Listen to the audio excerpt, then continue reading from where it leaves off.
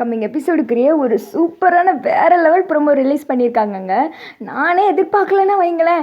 வீடியோக்குள்ளே போகிறதுக்கு முன்னாடி நம்ம சேனலை லைக் அண்ட் சப்ஸ்கிரைப் பண்ணிவிட்டு சப்போர்ட் பண்ணுங்கள். நம்ம இத்தனை நாளாக என்ன எதிர்பார்த்தோமோ அந்த சீனை வந்துட்டு கொண்டு வந்துட்டாங்க.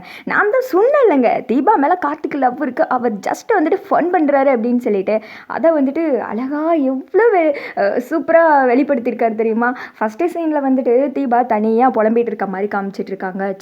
இந்த கல்யாணத்துக்கு இன்னும் கொஞ்சம் நேரம் தான் டைம் இருக்குது, விடிஞ்சா கல்யாணம். அப்படி இருந்தும் அவர் மனசில் நான் தான் இருக்கேனா அப்படின்னு சொல்லிட்டு எனக்கு தெரியவே இல்லையே, எப்போ கேட்டாலும் பாரு எனக்கு லவ் இல்லைன்னு தான் சொல்கிறாரு. அவர் உண்மையாக என்னை லவ் பண்ணுறாரா இல்லையா, இப்படி என்னை லவ் பண்ண வைக்க முடியாமல் போயிடுச்சு அப்படின்னு சொல்லிட்டு ஒரு மாதிரி யோசனையிலே இருக்காங்க. என்ன பண்ணலாம், இன்னும் கொஞ்சம் நேரம் தான் டைம் இருக்குது, அதுக்குள்ளேயும் அவர் மனசில் நம்ம இடம் பிடிக்கணும் அப்படின்னு சொல்லிட்டு மூளையை போட்டு குழப்பிக்கிட்டு இருக்க. அப்போ திடீர்னு வந்துட்டு தீபா மொபைலுக்கு ஒரு மெசேஜ் வருது. என்னடா இது மெசேஜ் வருது அப்படின்னு சொல்லிட்டு தீபா மொபைல் எடுத்து பார்க்குறாங்க. பார்த்தா அது நம்ம கார்த்தி மெசேஜ் பண்ணியிருக்காங்க. பார்த்ததும் தன்னை அறியாமலே உதட்டில் ஒரு பொன்னகை அப்படின்ற மாதிரி தீபா சிரிக்க ஆரம்பிச்சிடுறாங்க. என்ன இது மெசேஜ்லாம் புதுசாக பண்ணியிருக்காரு அப்படின்னு சொல்லிட்டு ஓப்பன் பண்ணி பார்க்குறாங்க. உங்ககிட்ட தனியாக பேசணும், நீங்கள் இந்த இடத்துக்கு வந்துருங்க அப்படின்னு சொல்லிட்டு கார்த்தி ஒரு இடத்த வந்துட்டு சொல்லியிருக்காங்க. தனியாக பேசணுமா, என்னவா இருக்கும், அப்படி என்ன முக்கியமான விஷயமா இருக்கும். சரி இங்கேயே யோசிக்கிறத விட்டுட்டு அவர்கிட்ட போய் என்னன்னு கேட்கலாம் அப்படின்னு சொல்லிட்டு தீபா எந்த ஒரு எதிர்பார்ப்புமே இல்லாமல் தான் வர்றாங்க. ஆனால் தீபா ஒரு விஷயத்தை வந்துட்டு நம்ம விஷயத்தோட வந்துட்டு கனெக்ட் பண்ணிக்கலாம். நம்ம எவ்வளோ தூரம் ஒருத்தங்க கிட்ட எதிர்பார்ப்போடு போகிறோமோ அன்னைக்கெல்லாம் நமக்கு புஷ்ஷுன்னு தான் போயிடும். நம்ம எதிர்பார்ப்பே இல்லாமல் ஜஸ்ட்டு வந்துட்டு லைட்டாக போயிருப்போம். அப்போ வந்துட்டு நமக்கு கிடைக்கிற சர்ப்ரைஸே பெருசாக இருக்கும். இதை யார் லைஃப்லலாம் வந்துட்டு உணர்ந்து பார்த்துருக்கீங்கன்னு சொல்லிட்டு கமெண்ட் பண்ணுங்கள்.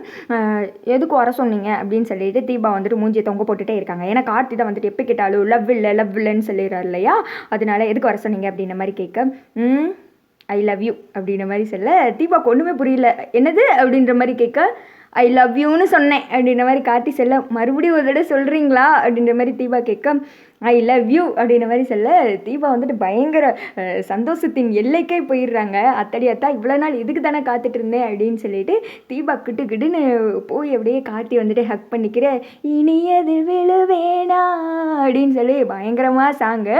அதில் தீபா வந்துட்டு கார்த்தியோட கையை வந்துக்கிட்டு பிடிக்கிறாங்க. அப்போ ஒரு லைன் வந்துட்டு கரெக்டாக வந்துருச்சு. உன் காதலை மறுப்பேனா அப்படின்னு சொன்னாங்க பார்த்தீங்களா, அங்கே நிற்கிறாங்க. அதாவது இவங்க ரெண்டு பேர்த்துக்கு ஏற்ற மாதிரியே வந்துட்டு சாங் போட்டிருக்காங்கன்னு தான் சொல்லணும். அதாவது சாங்கில் கூட என்ன சொல்ல வர்றாங்க, உன்னோட காதலை கூட நான் ஏற்க மறுப்பேனா அப்படின்ற மாதிரி வந்துட்டு கார்த்தி சொல்கிறாங்க. நல்லா இருந்துச்சு இந்த சீனு. அப்புறமேட்டி வந்துட்டு கார்த்தி வந்து உங்கள் மேலே எனக்கு எப்போ லவ் வந்துடுச்சு அப்படின்ற மாதிரி சொல்ல தீபா வந்துட்டு சிரிக்கிறாங்க. அப்போ இத்தனை நாள் என்னை கஷ்டப்படுத்திட்டு இருந்தீங்களா, கேட்டால் இல்லைன்னு சொன்னீங்க அப்படின்ற மாதிரி சொல்ல அப்புறமேட்டு தீபாவை கட்டி பிடிச்சி கார்த்தி வந்துட்டு அப்படியே நெத்திலலாம் வந்துட்டு கிஸ் பண்ணுறாங்க. தீபா வந்துட்டு சந்தோஷமாக அப்படியே கார்த்தியை ஹக் பண்ணிக்கிறாங்க. இந்த நாளுக்காண்டி தானே நான் இவ்வளோ நாள் காத்துட்டு இருந்தேன் அப்படின்ற மாதிரி சொல்லிட்டு சரி ஆளுக்கு போகலாமா, ஏன்னா விடிஞ்சா நம்ம கல்யாணம் அப்படின்ற மாதிரி சொல்ல நீங்கள் ஐ லவ் யூன்னு சொன்னதுக்கப்புறம் நான் எப்படிங்க உங்களை விட்டு போவேன் அப்படின்ற மாதிரி தீபா சொல்ல அப்போது நான் நாளைக்கு சொல்லியிருக்கணுமோ அப்படின்றாங்க. இதுவே ரொம்ப லேட்டு அப்படின்ற மாதிரி ரெண்டு பேருமே வந்துட்டு பயங்கரமாக பேசி சிரிக்கிறாங்க. இப்படியெல்லாம் சீன் கொண்டு வரதுக்கு தானடா நாங்கள் காத்துட்டு இருந்தோம் அப்படின்ற மாதிரி தான் இருக்குது. இவ்வளோ நாள் வந்துட்டு ஒரு ரொமான்டிக் சீனாக இருக்கட்டும், இல்லை லைட்டாக கார்த்தி தீபா பேசும்போதாக இருக்கட்டும், கார்த்தியோட ஃபேஸில் வந்துட்டு லைட் ஸ்மைல் இருக்கும், அவ்வளோதான். பட் இதில் வந்துட்டு அவ்வளோ ஆத்மார்த்தமாக நடிச்சிருந்தாரு. எனக்கே கார்த்தியோட ஆக்டிங் வந்துட்டு ரொம்ப பிடிச்சிருந்துச்சு. நான் கூட 2 நாளாக கார்த்தி மேலே ரொம்ப அப்செட்டாக தான் இருந்தேன். என்னடா ஹீரோயினி கூட சேர்ந்து ஒரு டான்ஸரில் வைக்கல செய்யலை, சும்மா ஒரு பொம்மை மாதிரி ஒரு இடத்துல நின்றுட்டு இருக்காரு, அடிதடிக்கு மட்டும் போகிறாரு, யூஸ் பண்ணுறாங்க அப்படின்ற மாதிரி தான் நினச்சிட்டு இருந்தேன். அதோட டேரக்டர் என்ன சொல்ல வர்றாங்க, அப்போதைக்கு அவர் லவ் சொல்ல வரல, சேர்ந்து ஆடுனா சும்மா வந்துட்டு ஃபார்முலா ஆடுற மாதிரி இருக்கும். இப்போ வந்துட்டு லவ் சொல்லிட்டார் இல்லையா, இனிமே கலகட்டு அப்படின்ற மாதிரி தான் இருக்குது. இனிமே நம்ம செம்பருத்தி அது எதிர்பார்க்கலாமா அப்படின்ற மாதிரி தான் தோணுது. நான் இந்த ப்ரோமோ பார்த்து ரொம்ப என்ஜாய் பண்ணேன். நீங்கள் என்ன நினச்சிங்கன்னு சொல்லிட்டு கமெண்ட் பண்ணிவிடுங்க.